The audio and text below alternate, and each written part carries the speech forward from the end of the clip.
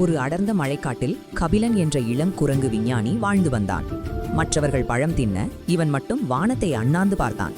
வானத்திற்கு அப்பால் என்ன இருக்கிறது என்ற கனவே கபிலனின் மூளையில் ஓடிக்கொண்டிருந்தது. தன் நண்பன் மங்களாவின் உதவியுடன் கபிலன் பானை ஓலைகள், மூங்கில் குச்சிகள், காலி தேங்காய் ஓடுகள் ஆகியவற்றை பயன்படுத்தி ஒரு விசித்திரமான ராக்கெட்டை உருவாக்கினான்.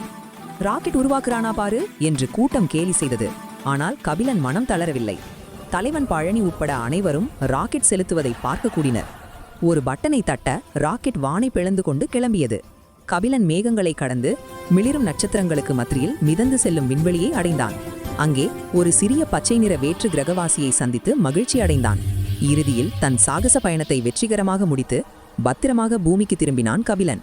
அவன் திரும்பி வந்தபோது கேலி செய்தவர்கள் கூட வியந்து நின்றனர். கனவுகள் இருந்தால் எதுவும் சாத்தியம் என்ற கபிலனின் செய்தி காட்டு முழுவதும் பரவி அனைவருக்கும் புதிய உத்வேகத்தை கொடுத்தது.